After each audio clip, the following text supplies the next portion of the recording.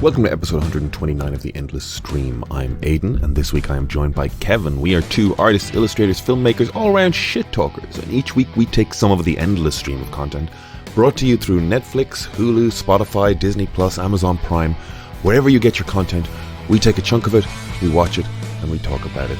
This week we are primarily talking about the 1985 classic horror movie, The ReAnimator.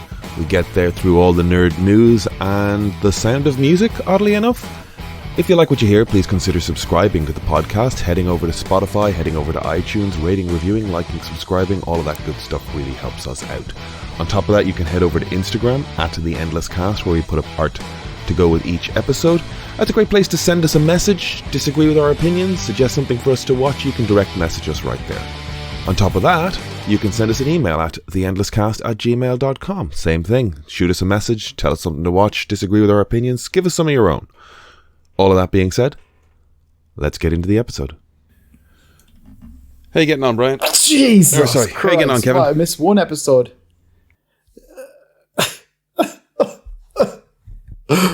Yes. Okay. How you getting on, Kevin? I'm alright, Aidan. How are you? Are you doing okay?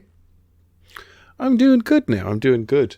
We just had a momentary check-in, right? We're gonna have a chit-chat about the ReAnimator. Mm-hmm. What was the question you just asked me? You said you didn't... I didn't get to watch Vampire Hunter D, was it? Brian said the wrong link.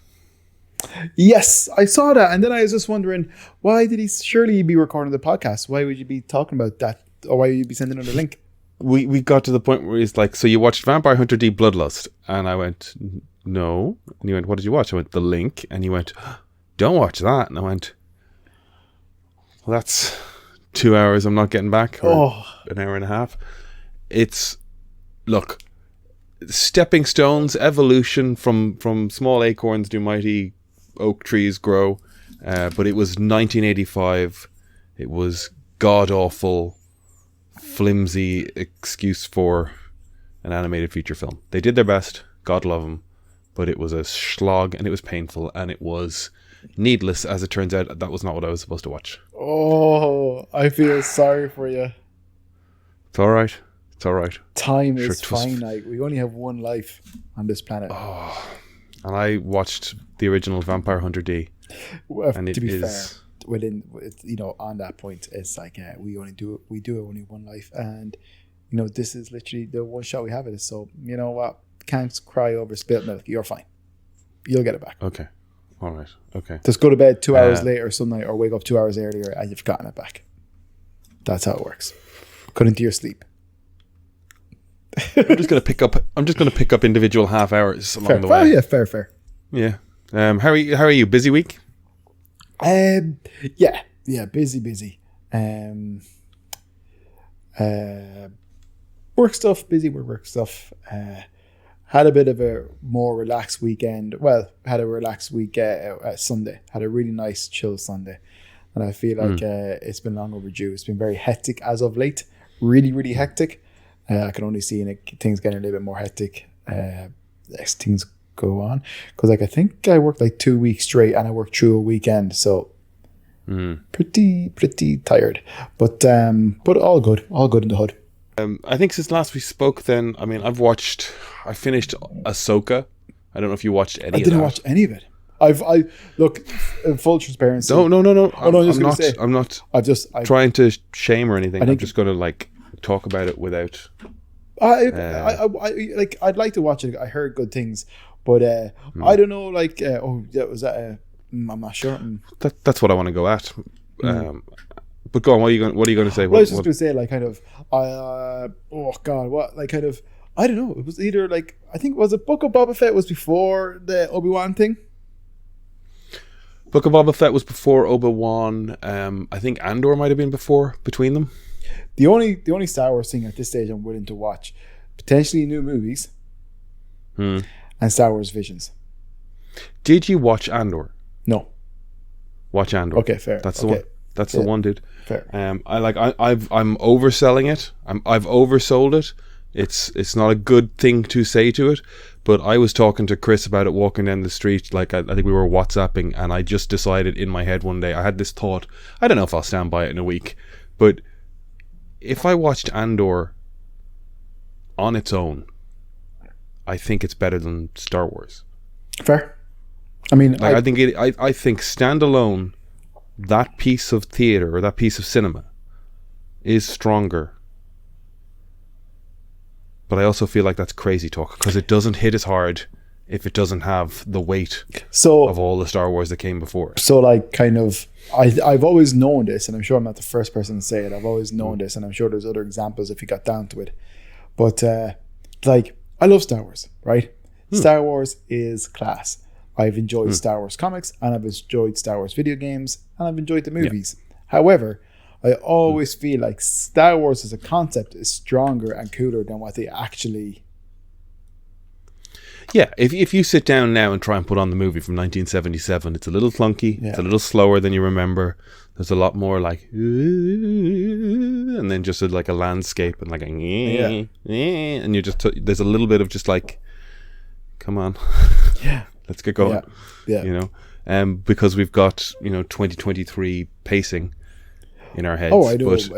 But even then, just like, you're talking about like, that's kind of what I like about Visions. Visions has kind of scratched that itch in the sense of like, like there's some people getting into the lore and into the history, and I like that. But there's like a lot of faffing around in Star Wars, and like everybody talks about like, okay, now we have lightsaber battles that are kind of cool. But for like a lot of the longest time, they were just conceptual ideas that were cool, but just not executed very well. Does that make sense? Yeah, there's a balance. We are straight in on the nerdiest end of things here. Like, as much as I try to move us towards film or towards anything else, we're straight in on the nerdiest.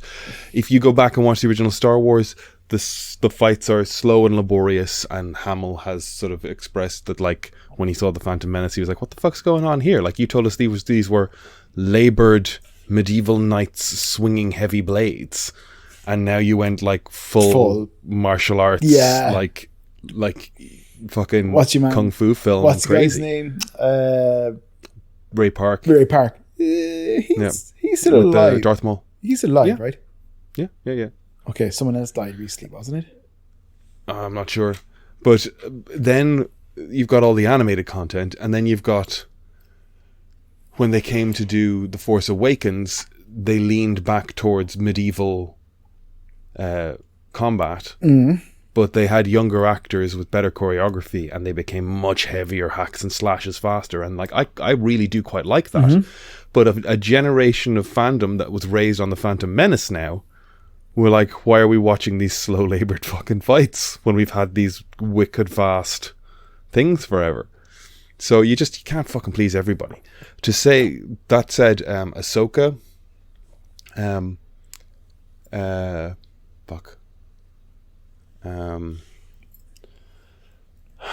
Ray Stevenson as Balin. That's who's passed away. Sorry. Lord Balin. Yeah, he passed away. He just filled this presence of a big old medieval knight with a broadsword. He was so cool in that show. He's great. I saw somebody saying that the blades, the combat isn't as quick because the sabers they're using are on set, like they're a different saber than when they shot the Phantom Menace. They're heavier. They're actually lit now because saber technologies come on to the point where they can, hit these lighting sabers against each other, as opposed to the little aluminium pole that the guys were hitting off each other in the 90s. So they're heavier, so the center of balance is different, so they swing different. It's not as easy to whip them around as quick as it once was. So, saber combat's all over the place. What I think is frustrating watching the Ahsoka show is she's such a stoic character at this point that I didn't really get a lot of like pathway into enjoying her as a character. She's just a lot of like wise sage standing around looking knowingly at people rather than actually being something that's really exciting or somebody that's really exciting to to be watching. Whereas Sabine and Ezra and all the characters I knew from the cartoons that are starting to pop up, I was really excited. I would like those other characters I was so happy to see, and it was like 5 episodes in and I went, oh, this is supposed to be Ahsoka's show and I don't care about what Ahsoka's doing. Oh, interesting. Which is kind of frustrating. Like, Rosario Dawson's great, she's good as Ahsoka, the fights are cool, but she's this sort of presence that's like there's one episode with a lot of Clone Wars flashback stuff, and it's like, okay, I like Ahsoka in these moments, you know, this is great, we're seeing her be a much more like responsive, emphatic, empathetic creature rather than this sort of stoic elder character. Monk. Yeah. That's basically though the character arc or trajectory of a lot of Jedis. Yeah, but like the thing is, like I'm watching this whole show, watching Filoni introduce his cartoon characters to live action. Yeah. And I'm waiting for the show itself to matter rather than it feeling like it's setting up the next thing. This whole show feels like it's setting up the Thrawn story, but once I get to the Thrawn story, is that going to feel like it's setting up the next thing? You know, when am I going to feel like an overwhelming catharsis for any one of these characters? Poor old Rosario Dawson, she can't seem to catch a break in a sense. She's fine. Rosario Dawson is doing fine. Well, yeah, she is. I really like her. I think she's great. We're all fans of her here on the podcast, in sense of like she's a great actor. But she has. What do you think she's not doing well in? Oh well, there's been a few shows and kind of like licensed stuff that she's kind of been involved in that haven't taken off. Daredevil for one, The Defenders, Luke Cage. Daredevil got 4 seasons, right? Yeah, well, she 3 wasn't in seasons? that. She was in Luke Cage. And she was in Luke Cage, so she's in 4 seasons. Like, she's grand. Underused. Sure. She was. She's a supporting character in a Marvel universe. She's doing great. This is true. There was something else I saw that she was in recently, and I was shocked. Was it DMZ? Is that a show or a movie? So DMZ yeah, is a comic series. comic that's that they turned into TV. Yeah, I believe so. Yeah, she was only in 4 episodes of that though. Yeah, TV. Daredevil, Jessica Jones, Luke Cage, Iron Fist, The Defenders. So she popped up in all of those. There's only 4 episodes of DMZ. The Mandalorian. She's in the Young Rock show for 2 episodes. The TV show Dope Sick. Dope Sick was great. Anyways, Go Big Show. 16 episodes of the Go Big Show, which was like a live or like a reality show thing. But that's just her TV end of things. Like movies. She was 10, 11, 12, 13, 14, 15, 16, 17, 18, 19, 20, 21, 22, 23. She has films released every year in the last decade. Going back before that, she has films 2001, 2002, 2003, 4, 5, 6, 7, 8, 9, 10. She's doing fine, dude.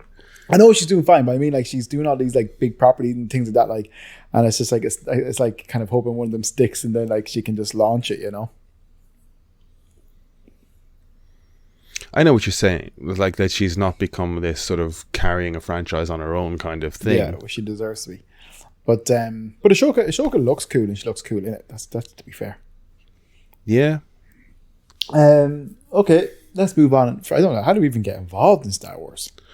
Star Wars is a whole fucking thing. I mean, what's the fucking next thing? We move from one thing to the next. I watched The Sound of Music for the first time in my life. For the first time, someone was giving me shit that I had never seen The Sound of Music, and I went, all right, fine. I'll download it. I'll watch the whole fucking Sound of Music. Yeah, and what did you think? Have you seen The Sound of Music? Of course. Do you? Okay, all right. Okay, of course. I was actually in school production as well. Were you? Yeah, I was a goat, I believe, and I was. There's a puppet show. Do you know there's a puppet show in the movie? Yeah. I was one of the goats or something like that, and I might have been a Nazi. I'm pretty sure I was a police officer or a Nazi. I can't remember. That's true. I can't even like. Okay, and what do you think of like? What is your attachment to this movie, The Sound of Music? Before I talk about my opinion on it, my take on it.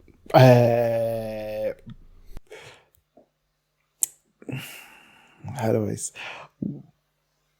We were forced to watch a lot of certain stuff in primary school. basically what catered to our teachers' interests and likes, as opposed to the young children in the class. And I remember having to watch that movie a few times, and just all the fun and joy was probably taken out of me from a fairly early age because from watching that movie. If you get me, I remember probably I watched it once, and then it was just like the teacher wants to watch it. The teacher wants to watch. It was just like, what the frick, It was like a constant repeat of the same. Like she would always just go to the same movies, and other classes were doing awesome. But so I didn't really give a fuck about musicals when I was like 8 years old and just wanted to watch fucking like cartoons and shit. Right. But I so love a musical now. You were forced to watch that musical. You were made to watch it in an academic setting, and as a result, you kind of like the joy is sucked out of it for you. Yeah, I did watch it. I did watch it, say, in my adult life, say in the last 15 odd years or something.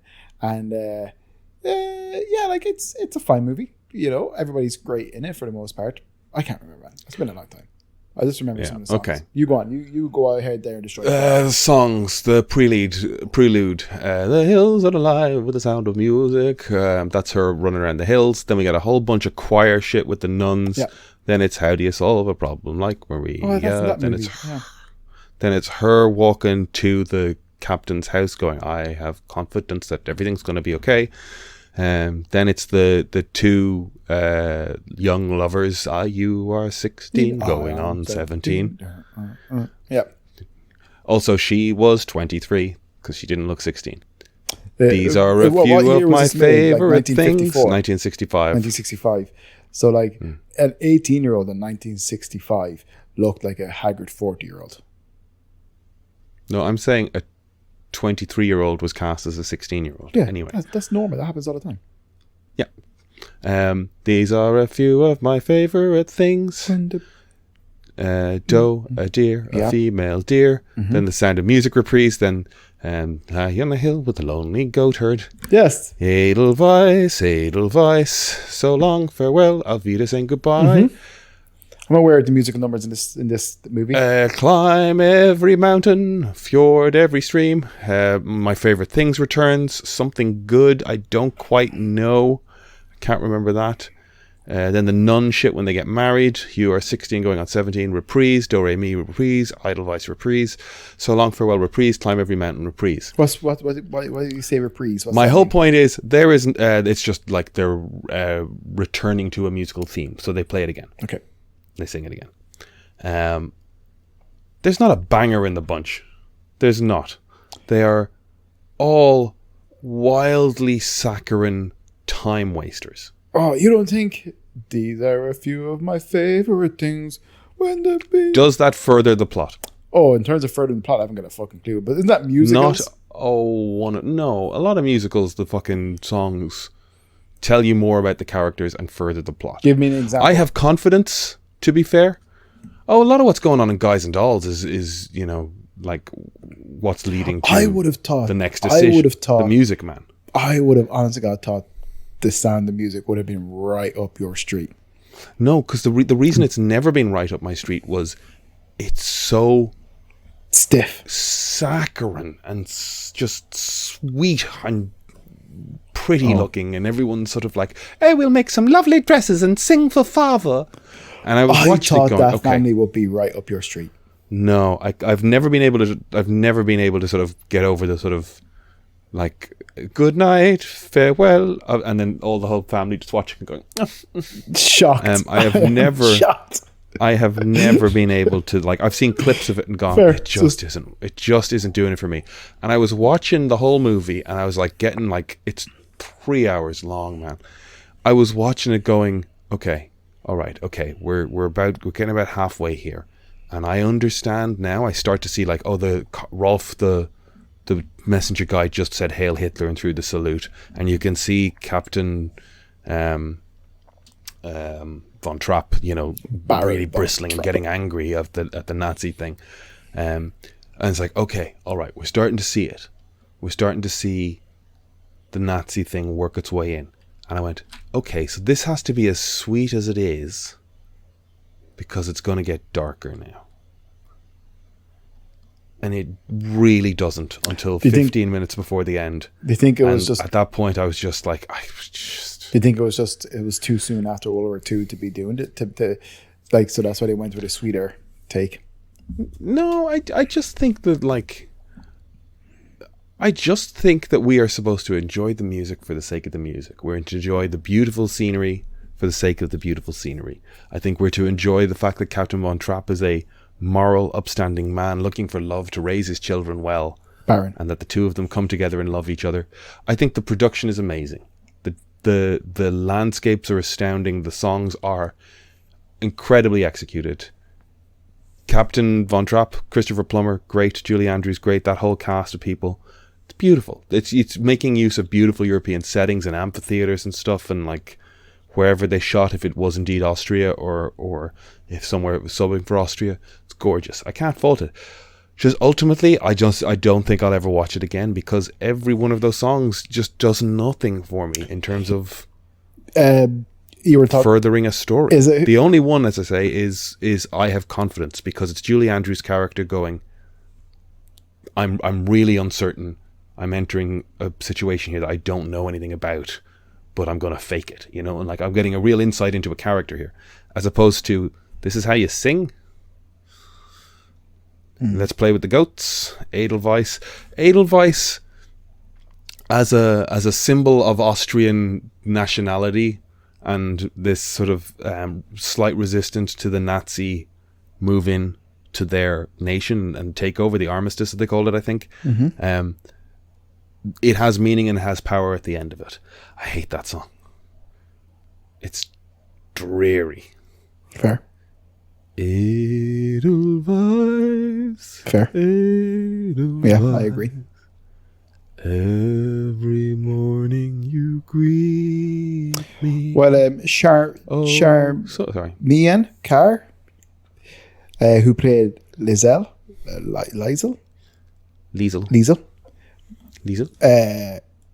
She was 22 at the time. Okay, I gave her an extra year there. And she dead now. I don't know if she's dead now, but she wrote in an autobiography that she was very attracted to 35-year-old Christopher Plummer, who played her father. And Plummer admitted that the feeling was mutual, but insists nothing happened. Beyond mere flirtation. Christopher Plummer also hated working on this movie, called it the sound of mucus, or S&M, and likened working with Dame Julie Andrews to being hit over the head with a big Valentine's Day card every day. Nonetheless, he and Andrews remained close friends until his death. Andrews claimed that Plummer's cynicism probably helped with his performance on the movie. But yeah, he didn't like working on it. Plummer's great. He's dead now. Plummer's dead. Yeah, no, he only passed recently enough. Look,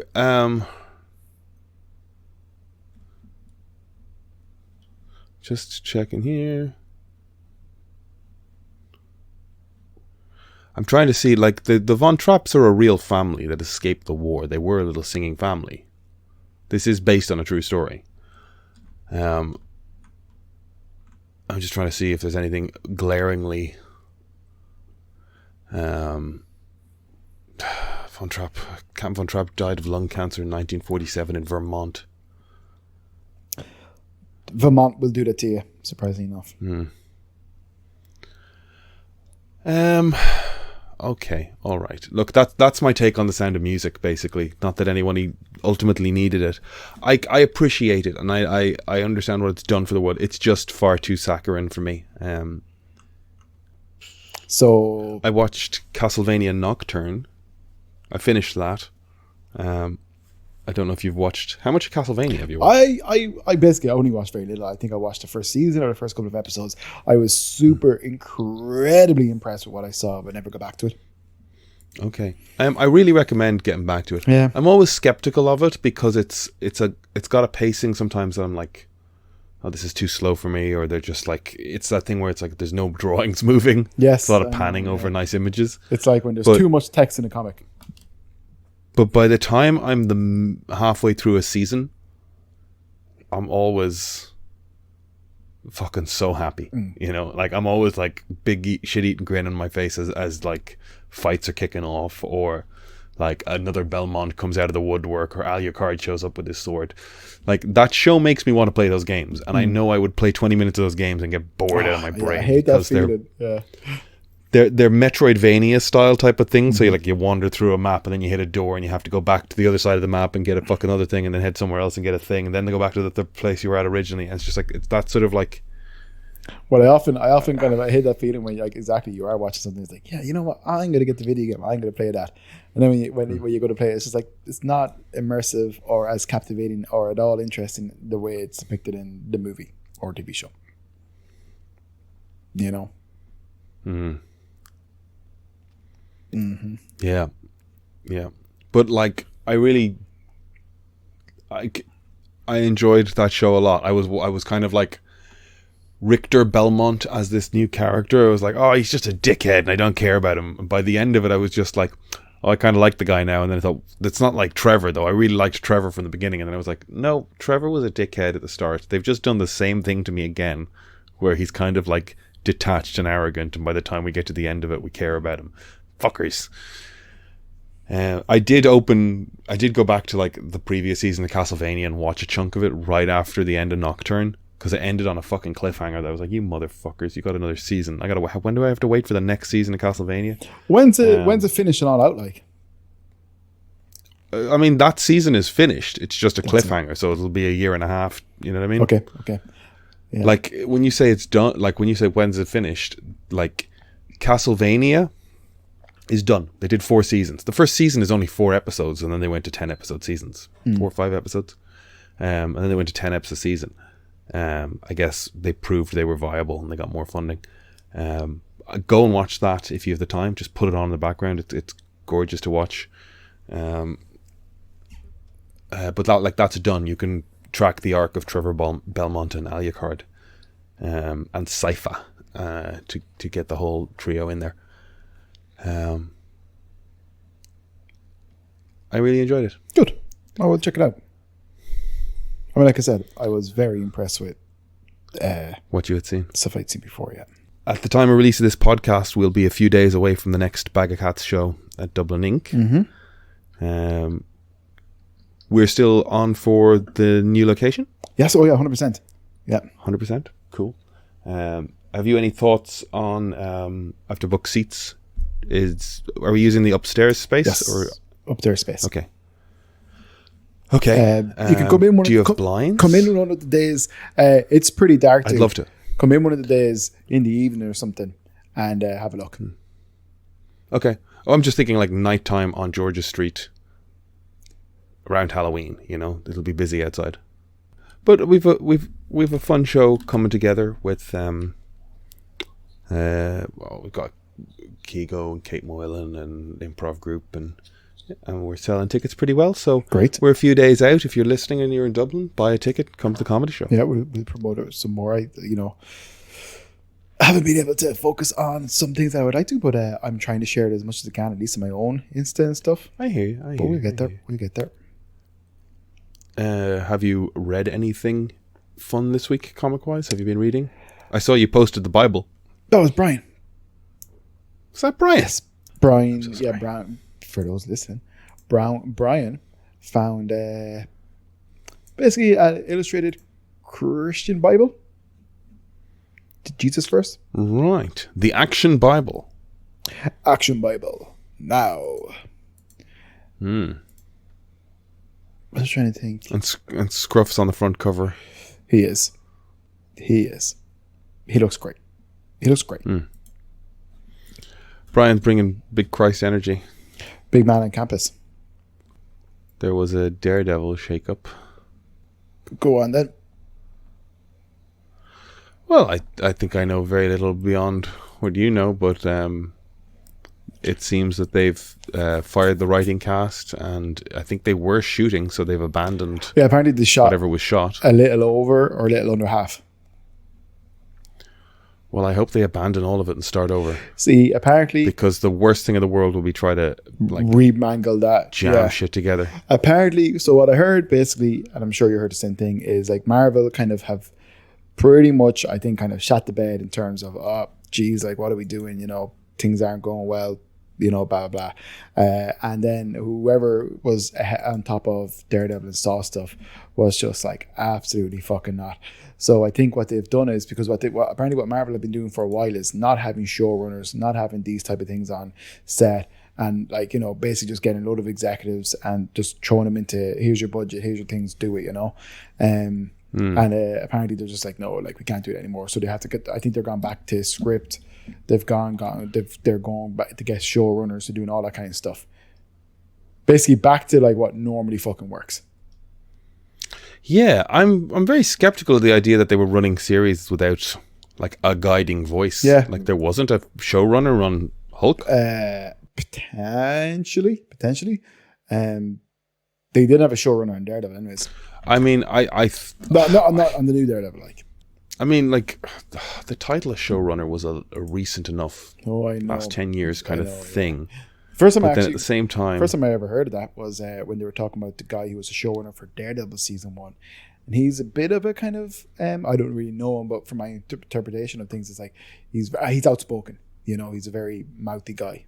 They were taking a feature approach, is what it says here, and treating them as individual movies rather than a show that needs to be overseen.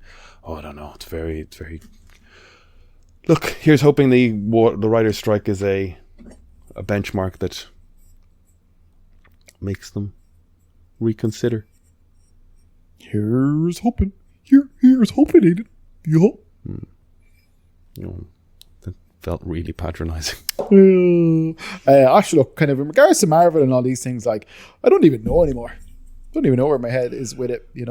I'm actually consuming more and more Marvel comics lately, but again, kind of probably because just the way things are going, as in like what's the stuff that's piquing my interest at the moment. Normally I would be like an Image and Boom and Dark Horse type of person, but just get reading just some more Marvel books at the moment. But in regards to the TV shows and the movies, I have no idea. Is there another? Loki's out. I haven't even watched it yet. I don't know what's happening on that show. Have you watched it? I've watched the first 2 episodes, and I'm like, what the fuck is going on? Yeah, see, I was thinking, will I have to rewatch the old ones? Because I don't have a fucking clue either. But I heard somebody saying that like they'd like for the show to reconnect Loki and Thor. And it's just like, is that your end game? Is that the end goal? I think it's like what they'd like it to kind of accumulate to. Like, I don't know. I don't think Hemsworth's up for that. I think they flew too close to the sun. I think all the Thor cast are burnt. Yeah. Like, you've seen the message that went into the chat there earlier in the day where I was just like, was this character even in season 1? And Brian's like, I don't think so. Let me just check even. Because we go from somebody we see a couple of times in episode 1 to him being a real in the second episode. Like, he's a focus in the second episode. Okay. And we're like, wait, was he who the fuck was he in season? They're just throwing characters in front of us in a way that was like, who were these people? Like, at the end of season 1 of Loki, when he arrives back in the TVA and there's statues of Kang everywhere. Yeah. What did you take to have happened in that moment? That Kang has taken over that timeline and is some sort of force to be reckoned with. God, king person. So Sylvie kills He Who Remains, Kang, at the end of the universe, and they divide the multiverse again. So we have no longer a single sacred timeline. Mm-hmm. And Loki wakes up in a universe or a world that is populated by statues of Kang. Mm-hmm. So is that a different time or is that a different universe? Is that a universe rewritten? What did you take that to mean at the end of that? Oh, just the time has changed. Timelines has changed. It's like just basic Back to the Future shite. Change something in the past, change something in the future. Right. Apparently, he just got sent back in time enough to when the TVA was directly run by Kang. Oh, right. Okay. And he hops forward, like he's hopping back and forth. Okay. And he's hopping forward, and what's going on is the TVA is this sort of persistent entity that's been sort of paved over a couple of times. So in an earlier iteration, when he's fucking around there and he drops a giant weight and it cracks the floor, and then when he pops to the future, you see the floor cracked where he is with Mobius. And it's like, why? This is time travel, not dimensional travel. That's confusing. Fair. Am I wrong? No. And then everybody in the TVA suddenly gets really concerned that pruning branches of different timelines. So we saw He Who Remains get killed, and all of the branches out of the various additional timelines occur. And this organization, whose whole job has been pruning additional timelines the whole time, by episode 2, when somebody starts pruning those timelines, they're all really emotional about the lives being lost on these additional timelines. It's like, you've never given a shit about this. Why do you care now? Collateral, essentially. Yeah, you've never fucking cared. It's okay. So I've just checked his LinkedIn, or his link. I've just checked his IMDb, and this guy Brad, who is referred to as Brad in a way that's like, don't you know Brad? Okay, I'm not familiar with it yet. He's only in 2 episodes of season 2, so he's not even in the first season. Okay, so we're watching this going, is this a guy we know? Because you're talking about him as if we spent a good chunk of time with him in the first season, and no, we did not. Interesting. So you're saying like a little bit lackluster. It's not grabbing me immediately, not because it's just like, it's just throwing, they're just running around a lot, and I'm like, what's happening? A pity, because it was essentially the kind of most intriguing out of the shows to a degree. Yeah, it was kind of definitely most executed. Kind of, how would you say? Yeah, it was definitely one that was kind of done the best, and it was executed the best, you know. Yeah, it was the most sort of like, it felt like a cohesive world. Yeah. You know, there was a lot went into the design and the graphic design of it and the aesthetic. You right? Yes. Yeah.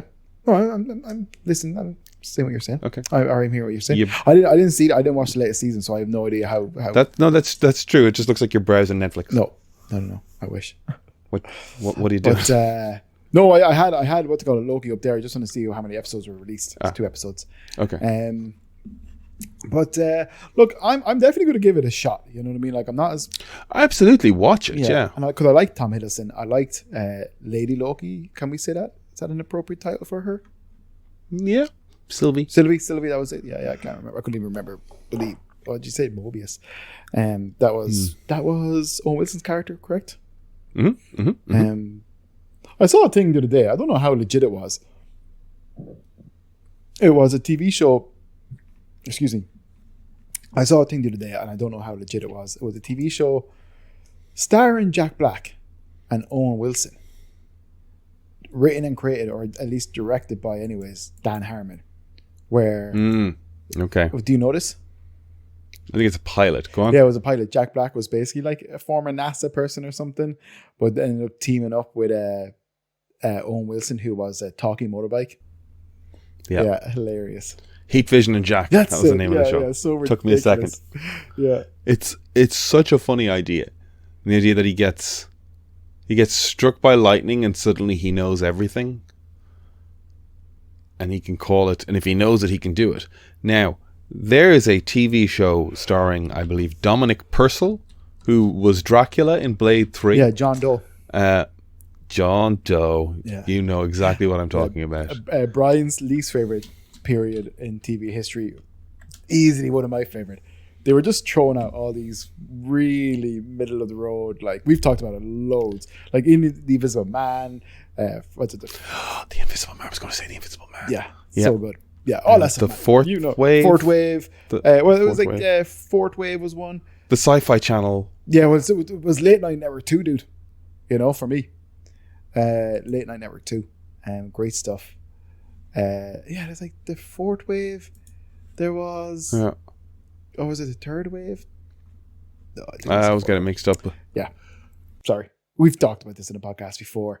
Yeah, I remember John Doe. I liked it. But I did see somebody saying that, like, since Disney bought, like, Star Wars and Marvel, that you're not getting things like, you know, National Treasure. They're not taking weird big swings on their own new concepts. They're just leaning into Marvel and, like, what? Maybe I'm wrong, or maybe that thing was wrong, but like, it was interesting. To be honest, I wouldn't. Basically, what I'm going to say is, I'm not sure. I'd have to give it more thought. But like at the same time, like, do you blame them? They have properties that are like established and ready to go, concept wise. People are familiar with it, and easier sell. Like, I don't blame them. You know, I'm not saying that's good. I'm just saying, like, from a business standpoint of view, like, I get it. But and then everybody complains that there's no original stuff anymore. But then when people do original stuff, everybody fucking hates it. I can think of a good few movies in the last 10 years, sci-fi epics or attempts at them and stuff, and people fucking hate them. You know, they might be bad movies for sure, but at the same time, it's like you complain that everything's not original. Then when something original comes out, like you hate it because it's not fucking. Yeah. It takes forever. I watched a video of somebody sort of like listing everything that got cancelled at various networks, and the list of things that I was just like, oh, that got 3 seasons. I've never heard of that. I know. I've never heard of that. I've never heard of that. It's I've never heard shocking. of that. Sometimes you'll see stuff like new to Netflix, or you'll see something come up like recently added, and it's just like, oh, that looks interesting. And then it's just like, what, 4 seasons of it? It's like, I've never heard it before. What the fuck, like? And there's somebody in it that's pretty recognizable or like low key famous. Like, what the fuck? Yeah. No, the guy posting it will comment on the show The Great, and just like, I don't know what this is. It's got 3 seasons. I hear it's supposed to be funny, and it's like, The Great is fucking really fun. It's a really grim, darkly funny take on like Russian royalty. That's hilarious. Catherine the Great. Even like the likes of the Righteous Gemstones and stuff. It's like, that's going on for ages, and I've never watched an episode of it. Yeah. That's probably a poor example. So much stuff. There's so much stuff. I was going to say, no,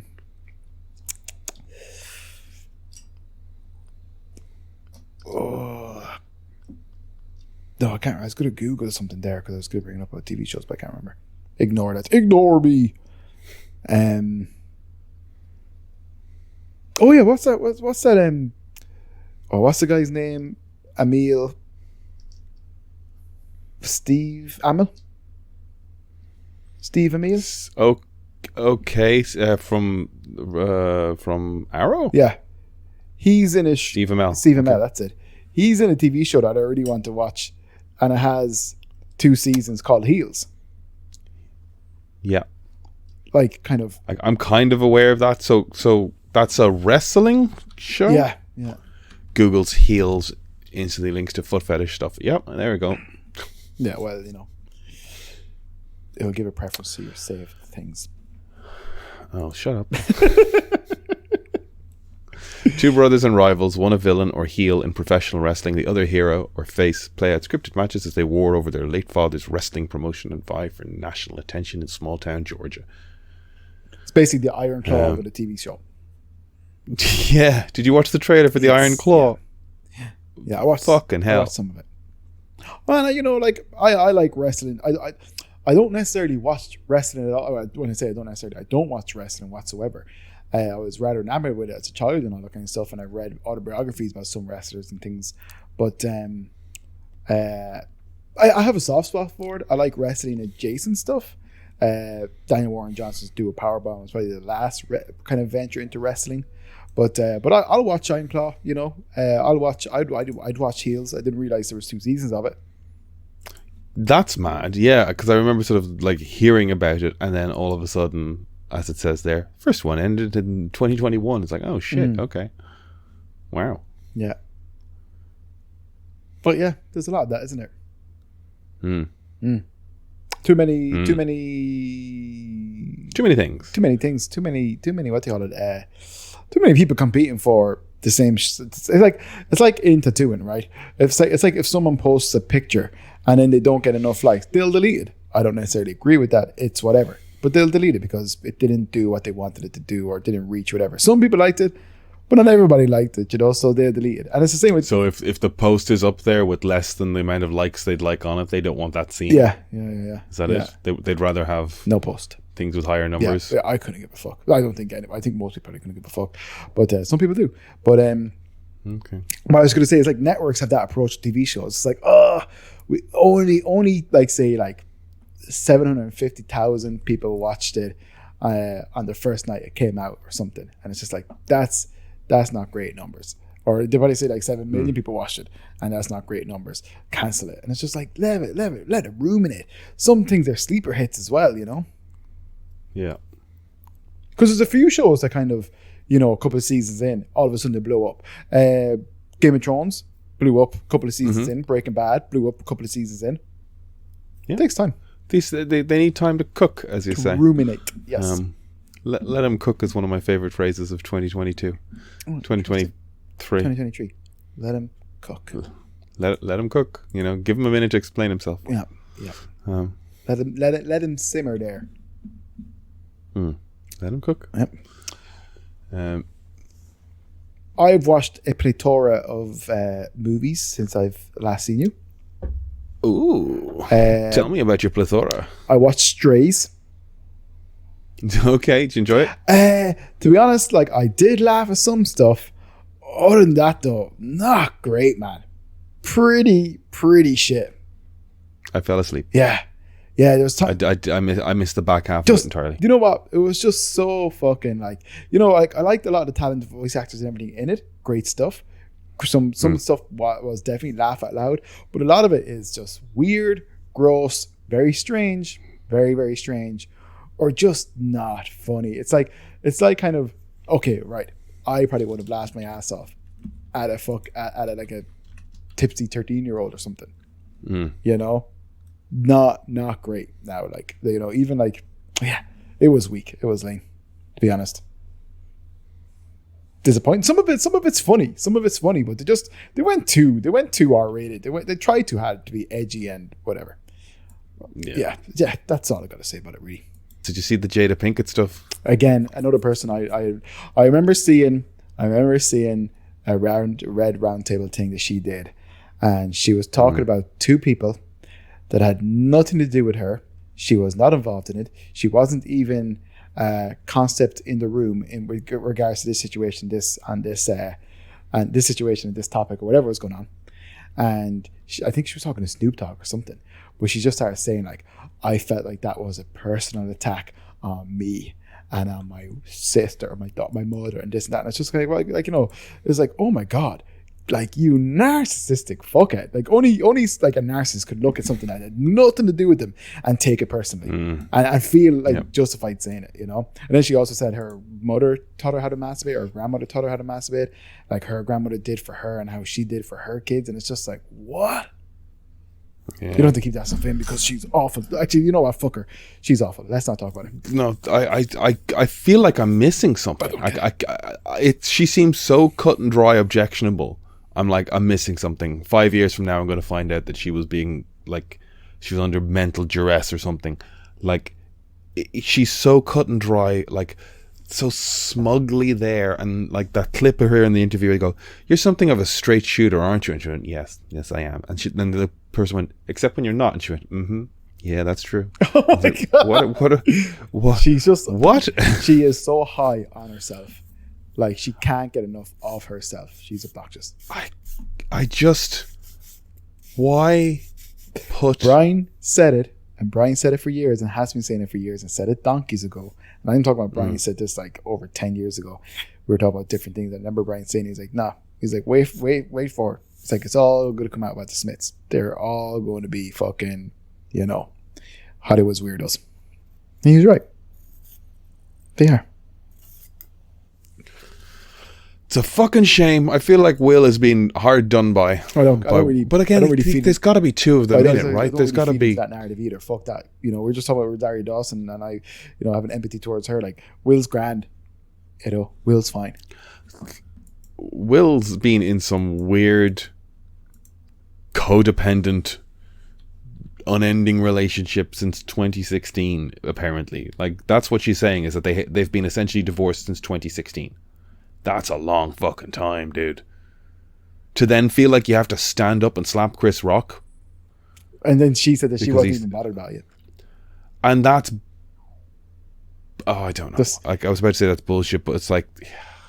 He doesn't get... I don't know. It feels like he doesn't get up and do that unless there's some expectation that he do it. Anyway, you watched Strays. What else did you watch? I watched Strays. I watched a movie called Watcher. I know there's dozens of movies and TV shows called Watcher. This featured, I cannot pronounce her name. 1 second. It featured, this was a 2022 psychological thriller / drama featuring Mika Monroe.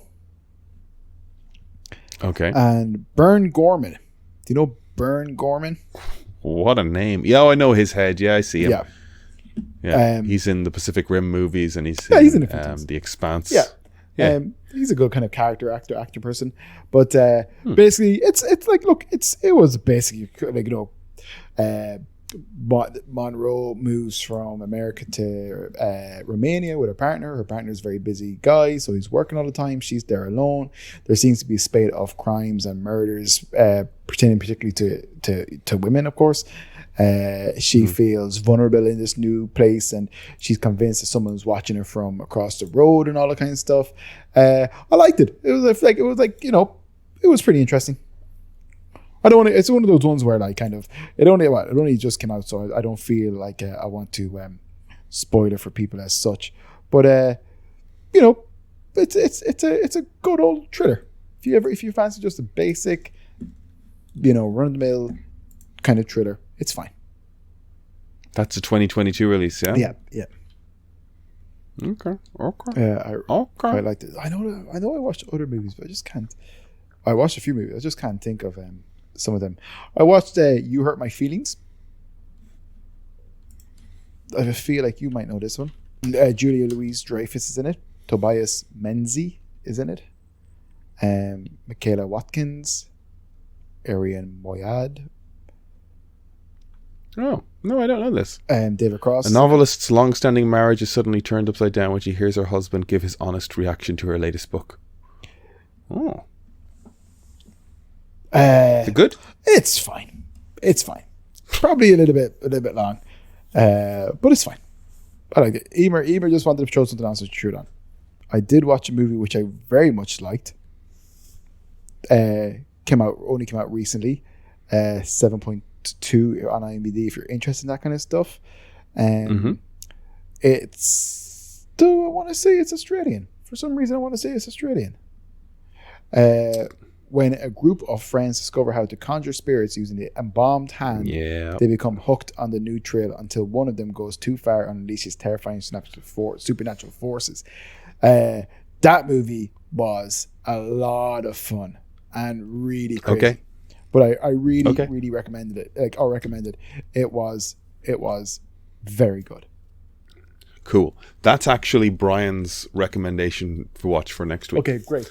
So I won't. So having watched it, no. You've given us a very positive reaction to it. Yeah. So let that be the teaser for those watching along or listening along. Yeah. We're going to be watching. What's it called? Talk to me. Is it? Let me clarify. Dun, dun, dun. Yes, Talk to Me, 2022. Cool. So for those watching along, we're going to be watching Talk to Me, which just came out, Australian movie about like summoning spirits. Summoning spirits. Yeah, you can watch it on Apple TV. Get into it. Yep. Yes, I won't say too much about it, but yes, that is good. Speaking of movies that we were watching and meant to watch and all that kind of stuff. Yep, that's the move. Let's get into it. Did you watch ReAnimator? I did. Right after I watched The Sound of Music. Please say The Sound of Music. The Sound of Music, I turned on The Really? ReAnimator. That's Yeah. hilarious. That is so funny. Just as my mother came in and sat down. That is. Oh my god! You watched that with your mum? Yeah. Jesus Christ. So, the ReAnimator, 1985. Based on a H.P. Lovecraft Yes. story, something. I don't know the story from Lovecraft. I guess somebody keeps trying to bring people back to life. Directed by Stuart Gordon. Do we know if he directed anything else? Do you have like a Kev's trivia corner for this? I don't, unfortunately. I don't. Okay. Stuart has directed nothing. Did he direct The Fortress with what's he called him? Christopher Lambert. Maybe he did. Yes. Yeah. The Fortress, that's a mad movie. And Space Truckers. Oh, Space Truckers. Oh, yeah. And okay. Oh, he has apparently something coming up as well. Yikes. Honey, I Blew Up the Kid. He was executive producer on. He wrote Honey, I Shrunk the Kids, or at least is credited on it. They're great movies. Oh, Robot Jocks. What a fucking movie. It's like Pacific Rim if they didn't have any of the budget required to make Pacific Rim. Oh, wow. The Pit and the Pendulum is... I mean, I can't remember if that's good or if it just came on at midnight when I was 10 years old and I was transfixed with it. I think it's probably garbage, but I think I saw boobies and violence. So, they're two of your 5 favorite stars. things, to be fair. 5 stars. Yeah. I think if I remember right, it opens with a trial for blasphemy against a fella who's already dead. Mm-hmm. What movie is they've that? pulled a body out of a coffin. The Pit and the Pendulum. Okay. Am I right? It's like during the Spanish Inquisition, and they're like trying to strip a family of their wealth, and they're sort of doing it by, going, oh no, we have an accusation of blasphemy and witchcraft or whatever from your father, and even though he's dead, we're still going to try him. And then they find him guilty, and they're able to flog him and seize his wealth, and they just sort of flog a corpse. Fair. And that's like the opening of the movie, I think, unless I'm thinking of a completely different film, but fucking weird. So Stuart Gordon made a career directing fucking mental movies. Mm-hmm. Did you enjoy The ReAnimator? I thoroughly enjoyed it. I really thoroughly enjoyed it. Yeah, kind of. I didn't really, obviously some of it's super fucking gross and violent and gory and all that kind of stuff. I didn't particularly like it for those reasons, but I really liked it, in the sense of just like good 1980s horror, fun. It was a wild movie that was probably more fun and ridiculous than scary and whatever, Yeah, it opens with a Swiss medical school finding a guy trying to administer a serum to a dead professor, and his head like swelling up and his eyeballs popping out. Yes. Like, it's such a fun, rubbery, gooey special effects caper moment anyway. Showreel piece. Caper. Like, it's these visual effects artists having fun. Something that like the Terrifier 2 is very much about as well. Yeah, I don't ever want to watch that again. But Terrifier 2 took that to the next fucking level of like, wow, that's gross. There's just so much nudity. A lot of dead dudes in a morgue, dicks out flapping. Oh, really? Did you not notice? No, Is that just me? That's just you. I didn't notice that. Lot of butts, a lot of boobs. Yeah, maybe. I guess. Is it because they were body painted up to look dead? You didn't notice? You didn't get hard? Just me? Yeah, just you. Okay. The scene where The decapitated head attempts to go down on the leading lady. Yeah, and then her dad, her zombified dad, is bringing her into the room, and he gets off handsy with her as well, which is disturbing. But we're ran ahead of ourselves. Okay, sorry. Well, not you don't apologize. Let's just for everybody's benefit. This movie. Don't bust that nut just this yet. This movie is from 1985, so spoilers. It's 40 odd years, nearly 40 years old. 38 years old. It was really like, look, it's about a guy who gets kind of exiled from Europe, lands in a university in America.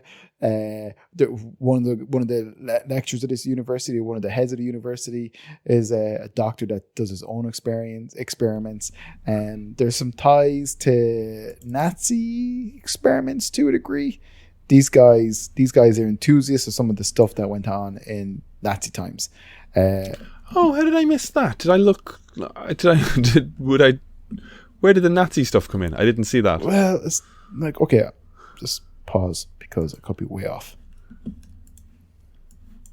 No, just tell me. Where did you get the Nazi thing? Is there a shot? Like, I could have been looking down, not seen a fucking textbook flag or. No, I thought I thought, Jesus, what's the guy's name? I can't think of his name. Nazi scientist. They reference like, oh, you're a fan of his work and blah blah blah, and he's like, oh yeah, like I'm a big fan of his work too and stuff, and it was all kind of like wink wink nod nod. It's like, oh, okay, cool. And Nazis be creeping. Oh god, well maybe I'm wrong though. You're making me. No. Just remember the man rule. When in doubt, double down. Okay. I'm not familiar with that rule, but okay. Yeah, you are. No, that was Gruber or. So the original professor. Maybe it was that the original professor? Was it? Maybe I'm getting these things confused. Don't mind me anyway. So I'm a simpleton. No. But anyways, I could just Google Nazis. No, I just tried it. Couldn't find anything. Just couldn't find anything. Mad. Okay. Maybe you picked up an insinuation that was there, but I didn't see it. No, look, I could be completely fucking wrong, pal. You can cut all that stuff out for the sake of it because it's just rambling nonsense. But well, a guy from Europe gets exiled for his let's just say less than humane practices and controversial. Transfers over to a school in America where he finds kind of one of the guys there is also interested in brain activity post-mortem and all that kind of stuff. There's this little creepy guy, West is his name. Who's he played by? So this is the guy who comes to the school. Yeah. Crow. Herbert West. Herbert West. And he's played by a famous actor. You'd know him. He's in Star Trek and stuff. Jeffrey Combs. Yeah. He's a great actor, to be fair. He's good in this. He's a lot in this. Yeah. To be fair, he commits to the like. Yeah. God damn it! You're like he's just intensity and yelling. Yes, but like it's all at time. You know, it's like the bit you did for Bag of Cats. It's that. You know, it's like over the top horror. I know you're doing a particular spiel or shtick. Yes. Yeah. Well, that's it. This is.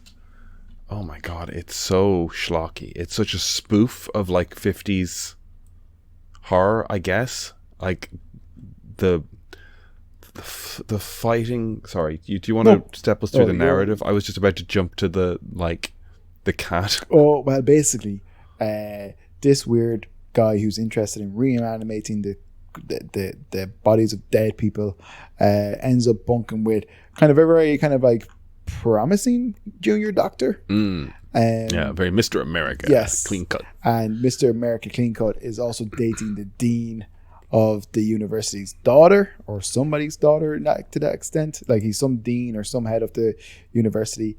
He's dating her. She's also like an up and coming prominent young Doctor. doctor. It's all med school. Yeah, it's all med school, isn't it? Yeah. But one day her cat goes missing. And I was like, where is her cat gone?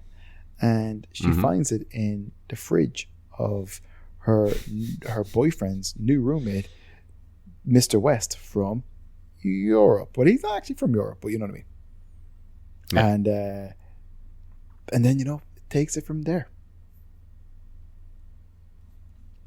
Yeah. So they start they find him experimenting on the cat, and it's like you just walk into Jeffrey Combs fighting with a stuffed toy. That sort of just like acting like it's attacking you thing, where it's like swinging around the place. It's like Ray Darcy fighting with fucking Ted. Do you remember the fucking? Oh my god! Yeah, I haven't thought Did you of watch Ted. the Of course I did. Yeah, like Ted would just be this random guy. Oh my god, is Ted around and looking out for? They got Ted. attacked by Ted. He was just a panda bear that they had, the stuffed toy panda bear that was up to no good. Yeah, hilarious. And like it never did anything except sort of loom in the background until it attacked. Yeah, and then Ray Darcy would have to. Fair play to him for doing that. God bless them. Fair play to Ray. I really enjoyed it. And then then Ben was a great programmer from kids. Yeah, really was. And then Damien, he followed up Ray, and he was actually really good as well. Kids love a continuity announcer, someone to be goofy. Yes, they do. And a puppet. They love a puppet. That's just grooming us, so we're used to being told by puppets what to do when we're older. Am I right? Huh? Politicians. Am I right? Let's not get red pilled or rabbit holed or carried away by woke brain streaming. Remember what all of the internet intelligentsia are telling us, that like our services have been captured by big government and corporations, and we've got to be sure to eat vitamin C and vegetables, but not GMO vegetables, and also they're turning the frogs gay. I'll only eat banana if it looks like a door handle. The door curvy or straight? That's neither here nor there, my man. Do you mean I'll eat any banana as long as it's not crescent shape. So you want a door handle shaped banana? I mean, as long as it's not crescent. Well, that's why you're never going to get subsumed by the man. Exactly. I won't eat it. You heard it here first, folks. I won't eat it. We are in the words of the day today, bagpiping doubt into truth. Yes. This is Monday night. Do you think people can tell? I don't know. Does it sound dark? And tired? I mean, does it sound any less tired on a Sunday morning? Was that you suppressing a yawn? No. Okay. Favorite bit from ReAnimator? Jesus. I mean, when Jeffrey Combs takes the bone saw and drives it through your man's back and out the front of his chest, I was like, that's not how that would work at all. But okay. No, but they also really just nonchalantly like, oh yeah, sorry about that. People come into the room and like, oh, that body there, don't worry about it. It's fine. Everybody was just so messy. It was incredibly messy. I think. I also think it was wild that the kind of the guy who was into his lobotomies and stuff, that it was mad that he kept his colleague and the father of his friend / love interest, or the father of basically the father of his love interest. He kept him in a glass or a room in his office, a holding cell in his office. Yeah, actually, it's for experimentation. Yeah, it's just like, why for his work. Yeah, why the hell does he have a padded cell with a 2-way mirror in his office? It's with no security. I mean, he just really willy-nilly just in and out the door. The guy was possessed. That's my dog, expressing her frustrations with not interacting with her for the last hour and a half. But Roger Ebert gave the film 3 out of 4 stars and wrote, "I walked out somewhat surprised and reinvigorated. by a movie that had the audience emitting taxi whistles and even wild goat cries. Okay. That's a goat cry. It's just this is the thing. Like, for some reason, I have this film in my head growing up as like a real scary movie, and like I don't want to watch the ReAnimator. It's going to be too gross. And then you watch it, and it's like, this is such a dopey, fun, stupid, schlocky. Acting is terrible. VFX are fun, terrible. Basically, I did have a good time, but like, I don't know. Do I need 10 people and a bunch of beers in me before I put it on? Like, I wasn't blown away. I'm not going to run out and watch it again. Oh, dude. I'm glad I've watched it. Yeah, fine. Like, I agree 100%. I've never seen it before. I've always seen the VHS or the DVD cover of it. Always. Yeah, good art. And when I worked in GameStop for a spell, there were so many copies of it, and I was just like, what the fuck? And it kind of put me off it for years, because it's just like, why do we have so many copies? But there has been 3 ReAnimators. No way. They made sequels to this? Yes. Obviously, the first one, 1985. The second one, Bride of ReAnimator, 1990. And the third one, Beyond ReAnimator, 2003. I want to say they have, all the movies have had the same producers. One of the producers directed the 2 sequels. But I want to say West is in all of them. I mean, it feels like he could be. Jeffrey Combs just works. But he died in the fucking first one, didn't he? Does anybody die in a movie called ReAnimator? Yeah, but also, like, spoiler, at the ending of it, it ends in a real cliffhanger. It does, but not with West. No, but sure, he's dead now. He's dead now. Did he die in it? Why did you say that? Do I have an Irish accent or something? What? Did I say it too Irish for you there? Yeah. Sound like sorry you're about that. No. mimicking my accent, making me sound like to be some sort of... Fuck off with you. For fuck's sake. For fuck's sake. But what was I going to say to you, sir? Did you hear the noise you just made there? Anyway. For fuck's sake. Could you fuck off now? Actually, do you know what I finished? Go on. Only Murders in the Building. Did I say that already in the podcast before? No, you were watching It's over. It's over now. You finished. Fucking loved it. Absolutely fucking loved it. And then there were... Did they decide that did they say that's the end of this now? No, I think there'll be a season 4. Okay. Season 4 and then done, I'd say. Man, like, you know what? It's so much fun. If I get another season 4 out of Only Murders in the Building, I'll be happy. I've enjoyed, like, season 1, phenomenal. Season 2, great. Season 3, phenomenal. If I get another season 4 that's great or good, I'll be happy with it. But it's so much fun. Okay, maybe I need to revisit this. Don't listen to me. I don't know what I'm talking about. I figure, you know what? Over the years of doing this podcast, it's like I've become more and more self-conscious of my opinion and what I think about things, because I'm terrified to tell people, like, oh yeah, like, you know, watch this thing, or I like this thing, and then just, you know, being shot on.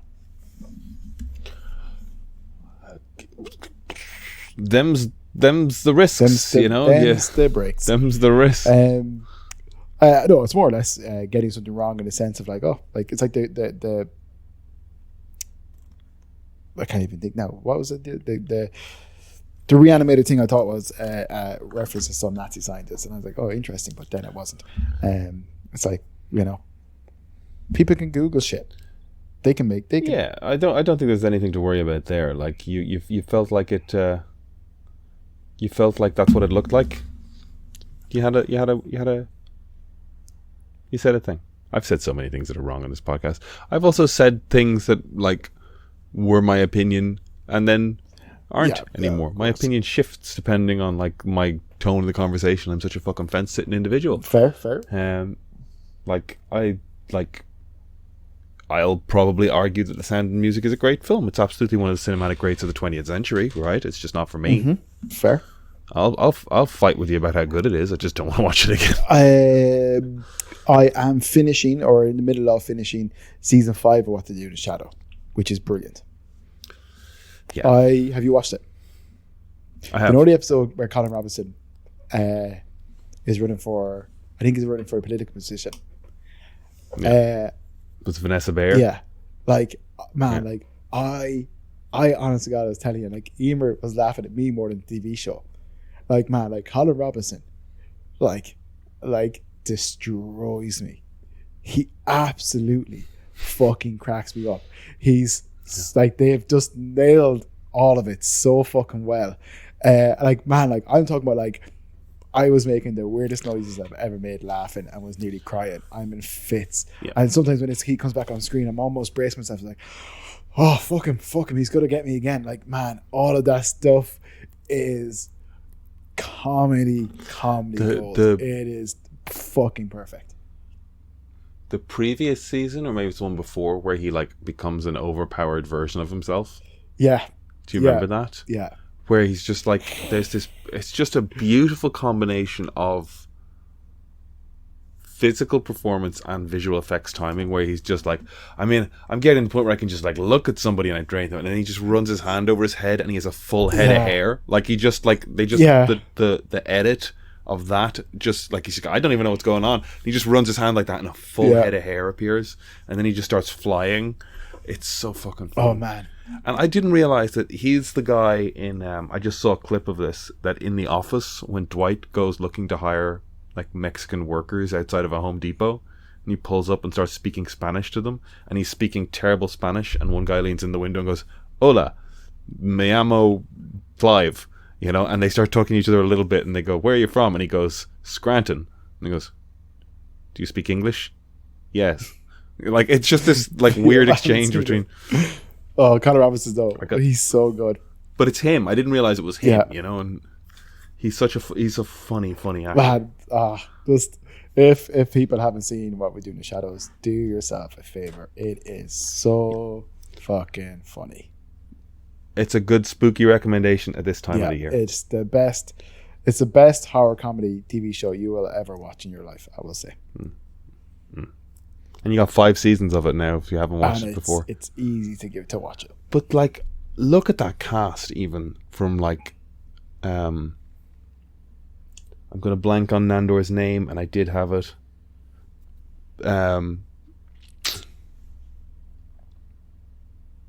It's all gone. Look, I was just sort of going, the cast are all like Brits. It's like, how did they decide to just load this show up with British people and make them stars? Kayvan Novak, Natasha Demetrio. Yeah. But I've heard of you talk about her before. You listened to her podcast or something, wasn't it? I've listened to her on a bunch of podcasts. I've seen her in like Statla's Flats, and like her brother is Jamie Demetriou. You see him around as well. 2 of them are sort of comedy gold. Matt Berry, then just the cast of English performers that they bring in and out of it. Fucking Kristen Schaal, Mark Hamill. It's just great. Oh, her brother's brilliant. I didn't realize they're brothers. No, my brother and sister. He's great.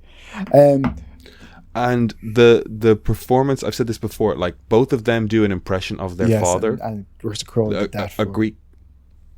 There you go. This, I'm like, I don't know where Russell Crowe got his sort of Greek caricature.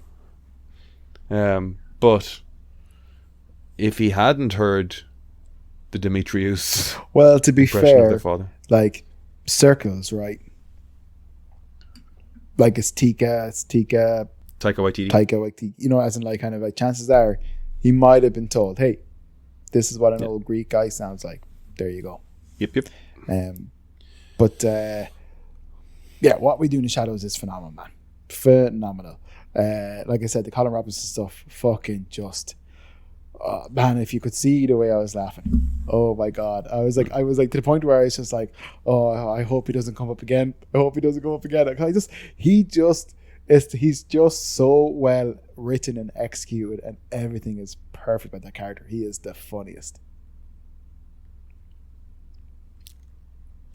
It's just good. It's just so good. I think they're doing one more season.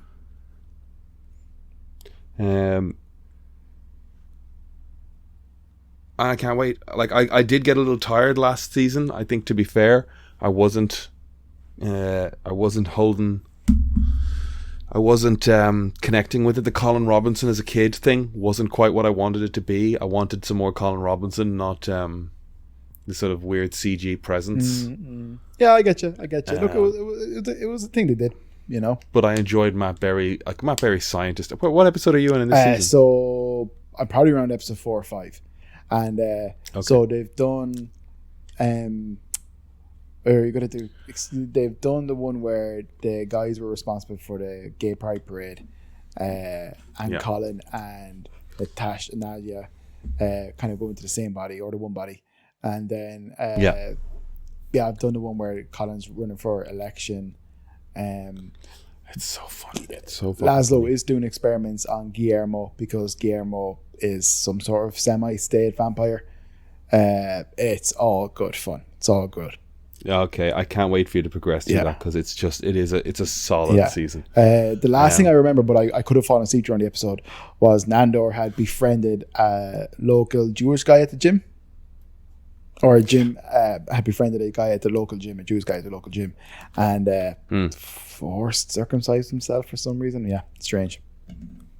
But it grew back because he's a vampire. Yeah, gross. Yeah, hilarious. Oh. It's so fucking funny. He wanted to show him that he'd circumcised himself in solidarity, and all he did was show him his penis because his foreskin. Yeah. Oh, fun show. It's a great show. Fun show.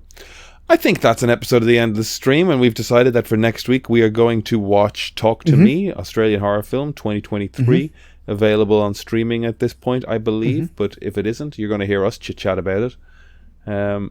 Because it's in theaters for Halloween. Follow at Bag of Cats group, book tickets, come to the Dublin Ink Comedy Show. It's going to be fun. Happy Halloween, everybody.